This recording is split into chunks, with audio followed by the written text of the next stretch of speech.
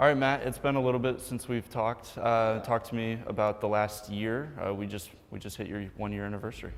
The last month has been an extreme roller coaster of emotions and, learning how to reprocess a lot of those semi-packaged up emotions. The last year I have, fairly successfully learned how to walk again and learned how to be more active with my new situation. I've, taught myself how to run as an amputee, which is, not fun at all. And it requires a lot more work than I thought it initially did. And so when I did the 5K that, I had said I was going to do for Thanksgiving, I learned within probably the first mile that I was completely out of shape for it and my body was not ready for it. But, I pushed through and I was able to, kind of keep my promise to myself and to others to do that 5K. I have, between, podcasts and news interviews and talk shows, I've been fairly busy with that, going around telling my story, trying to motivate people, and now I get to do a lot of this circuit again with, with the arrival of my new book, which I'm fairly excited about.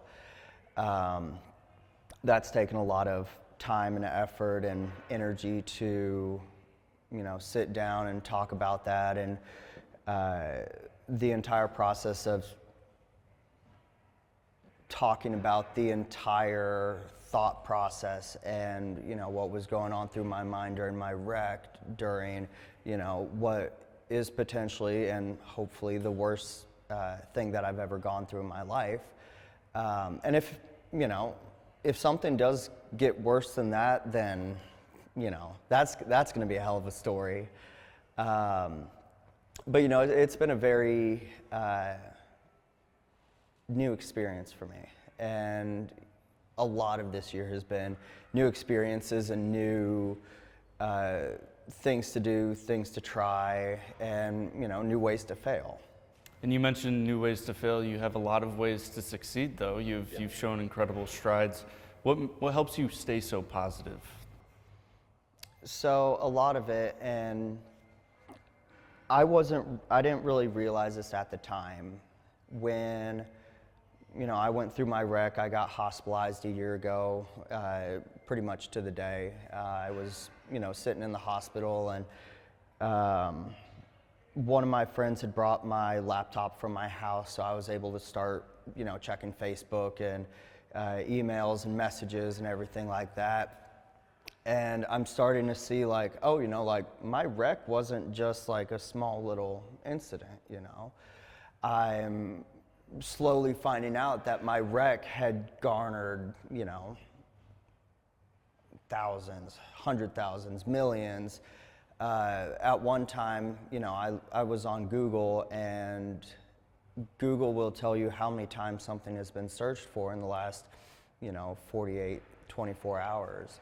And my story had been searched 300 million times, which is absolutely insane for, anybody. However, having just gone through that and now seeing it, it's like, oh, like I'm in the middle of everything, and so I'm going through, Facebook and Instagram and all these other different social media platforms and checking texts and emails and voicemails. And one thing is becoming very apparent, and it's that people are seeing my wreck and they're being motivated from my will to live. And they're being motivated by me being able to say, hey, I went through this, which I don't wish on my worst enemy. I was able to go through that, and now I'm here and I'm alive.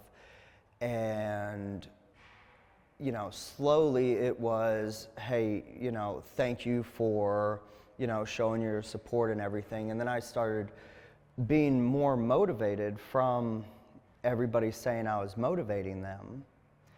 And, now it's turning into kind of a symbiotic relationship where people are motivated from what I went through, they're motivating me, and then I'm trying to go back and motivate other people.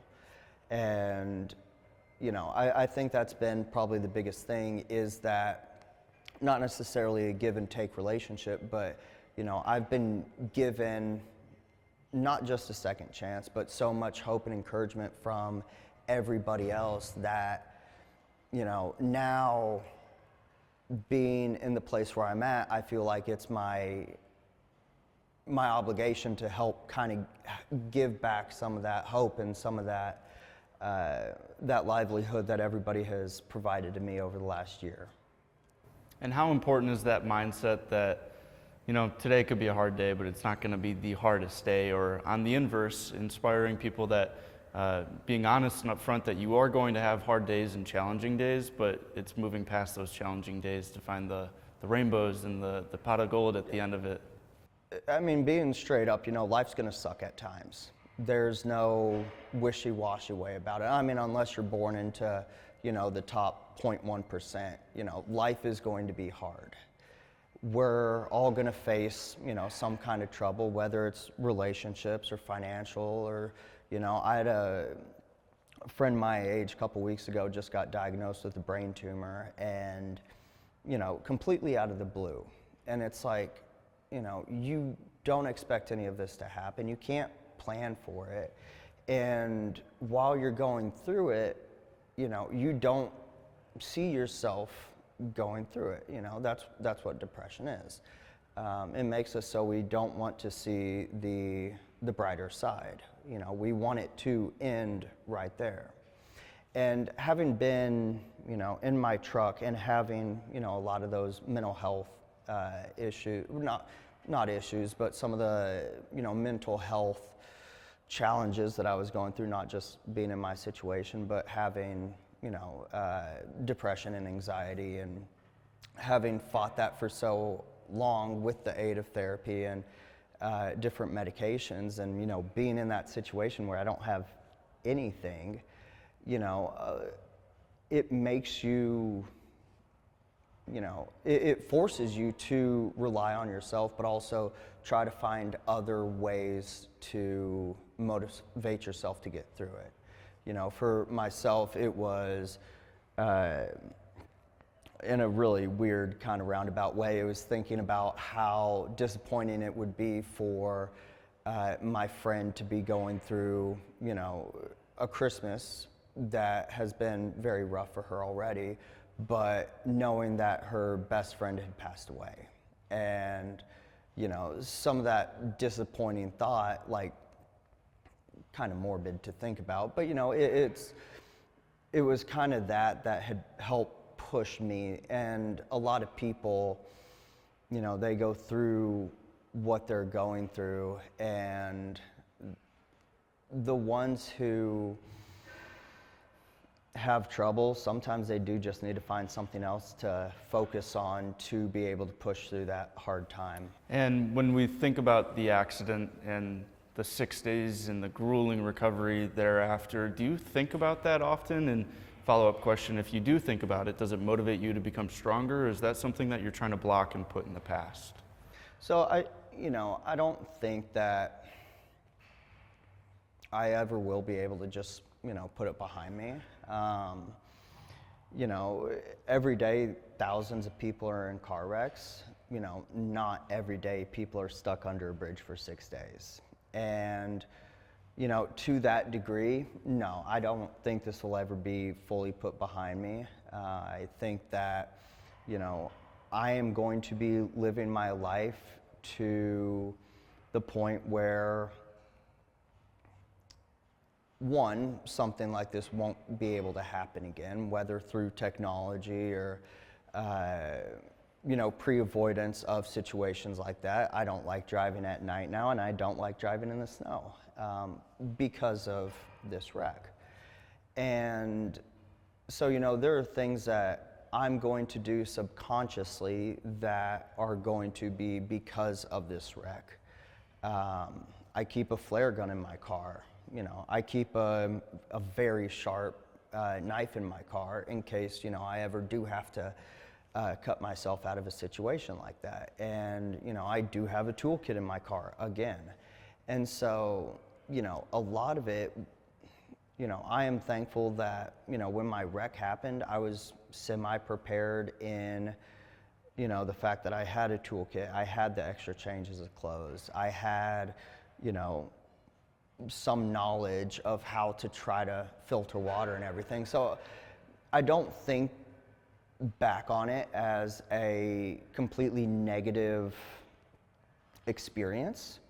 I think of it as, a horrible experience. However, there are things that, I myself learned, and I hope that other people do learn from, me having gone through that in, a survival sense.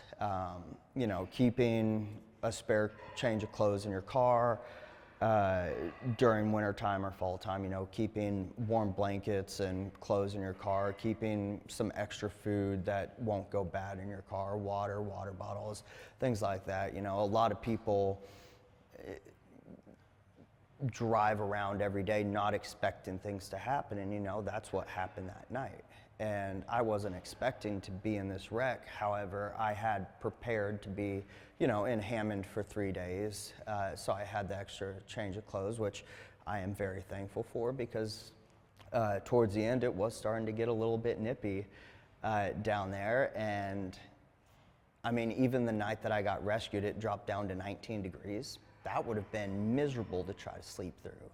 And so, I don't ever think that I'm going to harbor resentment towards it, because it definitely has opened a lot of doors in moving forward. I never would have written a book had I not gone through an experience that I could write a book about. And so while some of the PTSD and the trauma will stay there, I think that, over the last year and all the reactive things that I have done for the situation have been very beneficial in terms of me healing and looking at it in a positive light. I love that. And let's talk positively. Where are we here today? What does a place like this mean to you in your recovery and the strides that you've made in the last year? Yeah, so we are currently at Definition Gym. And, one of the biggest things I used to do before my accident is I did like to be very active. My work, I was walking about 10 miles a day.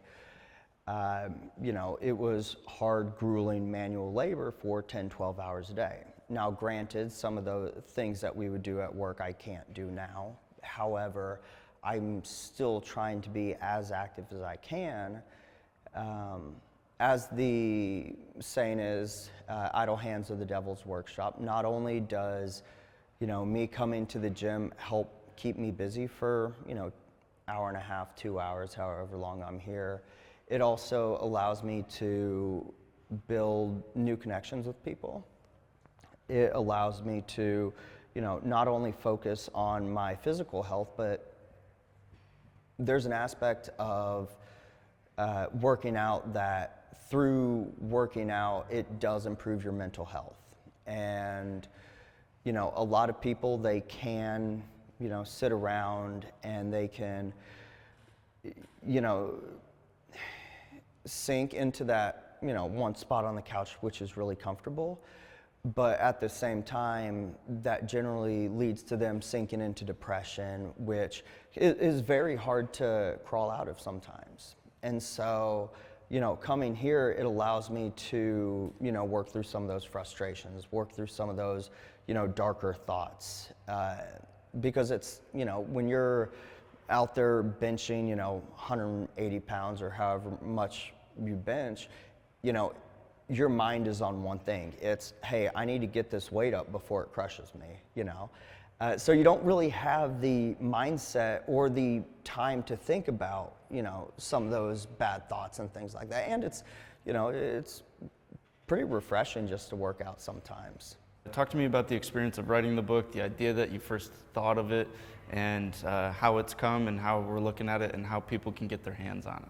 Yeah, so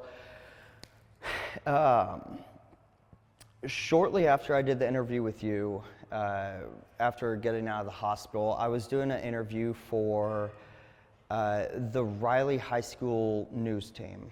It's not the Riley High School, but it's the South Bend School System news program.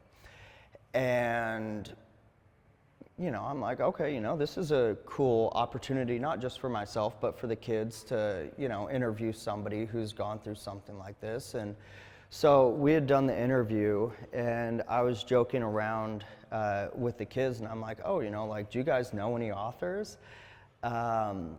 And they're like, oh, our teacher, she's a ghostwriter. And I'm like, there's a part of my mind where I thought they were just kind of joking about it.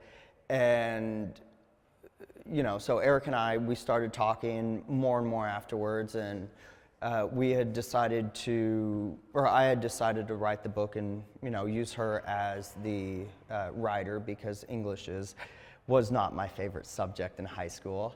And in fact, I slept through most of my classes because it was the first class of the day. So we would, meet up at a coffee shop for, 3-4 hours, once, twice a week, and talk about, everything that was going on through my mind, the thoughts I had, what I was doing to try to get out of that situation. And then, because it is a memoir and a biography of sorts, we did, incorporate some of my history from, being born in Russia and being adopted, and, some of my childhood problems and things that I had to deal with in childhood that's kind of led to me having the mental strength to have gone through this wreck. And be able to, looking back on it now, being able to approach it as a positive experience in my life. And, a lot of people, they have read it so far, and a lot of them are inspired not just from, the wreck, but a lot of my childhood, and being able to, look at my childhood and say, he didn't have that great of a childhood, but, here he is at 28, and he's trying to not put all of it behind him, but be able to make the most of these situations. And so, while the book is there to, tell an amazing story of myself, its main point is to inspire and to help people just make it through another day, because a lot of times that's just what people need, is just another day of being able to push through. And so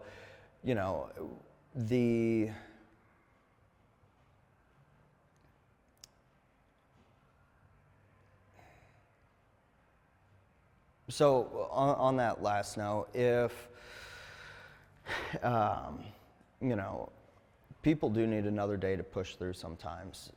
The fifth day, I'm not going to go into very much detail because it is in the book, but, on the fifth day, had I not pushed through what I was going through and my feelings and my thoughts and my depression, I wouldn't be here. And, it's monumental to me to be able to sit here and be able to talk about, hey, I made it through. But there are a lot of people who don't.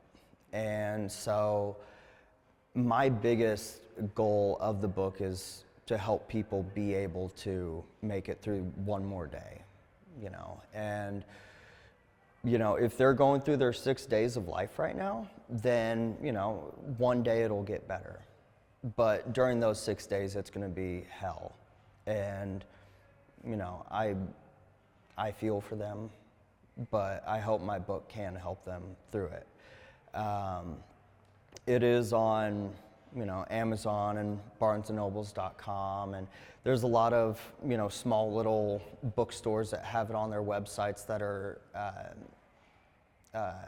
like sub-companies of Barnes and Nobles, or they buy their books through Barnes and Nobles. One of them's Notre Dame.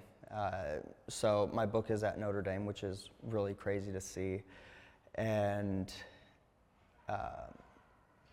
when I am doing book signings, I will have, a stack of books that people can purchase there. If they want to bring their own, I'll sign those. But, it's fun. That's awesome. Next steps, are we gonna slow down at all, or are we gonna just keep on pushing? This year there will be some slowing down. Medically, I've got 4 surgeries lined up. I've got a surgery on my hand, which is going to have me down for 2 months. I'm going to have spinal surgery. I've got some problems from the wreck in my spine that they want to address and get taken care of before it starts, getting worse. I've got nerve damage that they do need to take care of, and then the biggest one next year is the revision to my amputation. So, there's going to be a few things there's going to be a few things this year that will slow me down physically. I don't think that, I'm going to want to slow down that much. I know I will have to. I know that book signings are going to become very fun because I'm going to have to get really good at signing with my left hand or signing with a cast. Either that, or I'm just going to have to teach somebody else how to write my signature, and then they'll have to, sit in there and sign all my books for me. So, I don't want to slow down. I've, come so far in a year already that, I think that slowing down is going to be, detrimental to my progress moving forward. There's still a lot of things that I want to do. I want to, by Memorial Day, because it's going to be a lot warmer this year than the turkey trot was last year. By Memorial Day, I do want to wholly run a 5K on my running blade. And, I want to, again, be able to prove to people that they can do what they set their minds to. And so, when it comes to a goal like that, I don't think you can slow down. And anytime that we've talked, which has been quite a bit since we first met, you've told me a goal and you've executed that goal. So I have no doubts that Memorial Day, you'll be blitzing by in a 5K. That's awesome. Yeah, I've got to get a lot more practice in. That's right. We can go out for a run one of these days. I got to get practice in too. So those are the fun next steps. We got Memorial Day, we've got book signings, and it's funny that you mentioned one of the worries that you took up most of your time in that answer is learning how to sign with the offhand, not the 4 surgeries that you mentioned. That just goes to show your mindset is always positive. Well, I mean, surgeries are when I get my best sleep. That is actually, I can attest. It's hard to wake up in the middle of the night when you're under there. Is there anything else you want me to know? Anything else we haven't talked about? So, obviously the 5K is a lofty goal for a lot of people.